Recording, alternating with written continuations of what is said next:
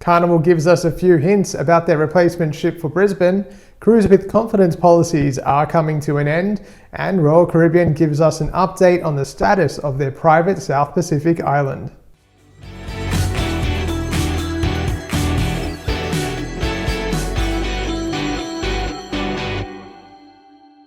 I'm Adrian, the Cruise and Travel Guy. As always, thank you for subscribing to my channel, and if you haven't done so yet, please hit that subscribe button.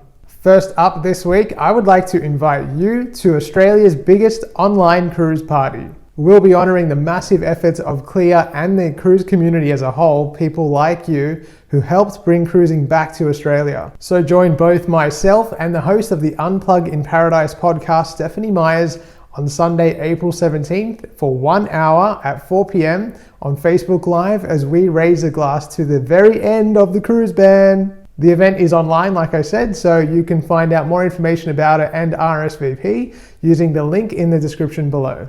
I look forward to seeing you there. During a conference call with travel agents this week, Carnival VP Kara Glamore gave us a few hints about the upcoming replacement ship for Brisbane. In response to a question about what people can expect of the new ship, she said, "It won't be a new ship, but will be newly refurbished. She will be bigger than Spirit and very different from Splendor. She'll offer different activities and food options when compared to her Sydney-based sister. The new ship will have a different feel to encourage guests to enjoy unique shipboard experiences from both Sydney and Brisbane. An official announcement will be forthcoming from Carnival in the next few months." Carnival also announced their long-awaited repositioning voyage for Carnival Splendor. She'll be making her way over from Seattle to Sydney on a 23-night voyage. The ship's passengers will enjoy 4 stops in Hawaii before a couple of stops in Fiji, and then will be part of the crew bringing back Splendor into Sydney Harbour for the first time in over 2 years. I can only imagine how incredible it's going to feel standing on that ship, sailing into Sydney Heads,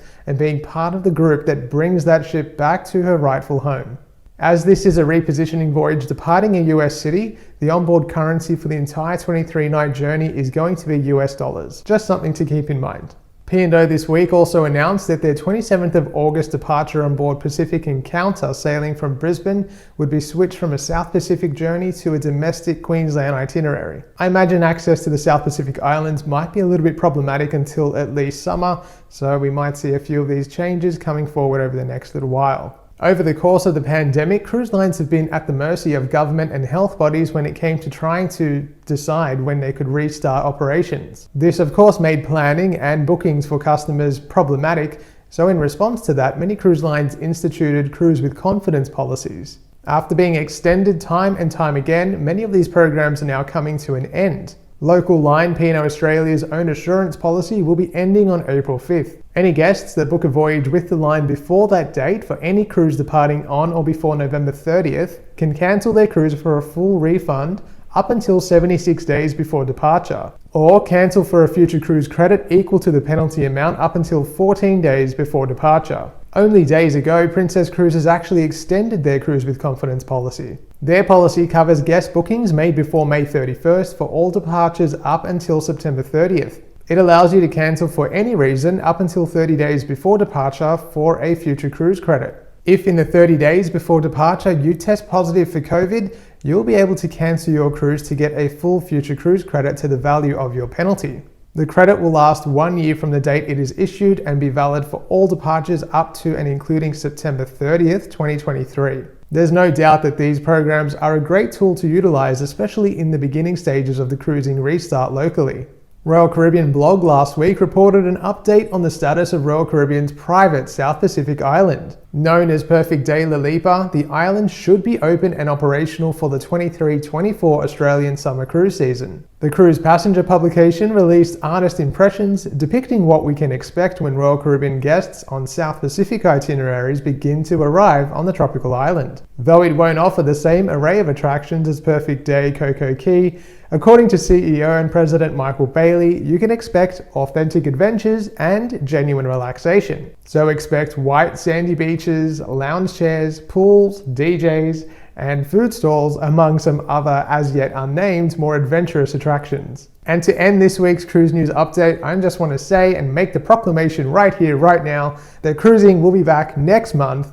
It is April 1st right now, so I can say that because cruising is back from May 31st here from Sydney, and I am so excited. I can't wait, and I can't believe that it's this close. Normally when I book a cruise, and normally when people book cruises, there is a longer lead time, but in this case, it's only a matter of weeks, which just makes it all the more exciting. I can't wait to bring you those videos and show you what it's going to be like on the very first cruise out of Sydney on P&O's Pacific Explorer.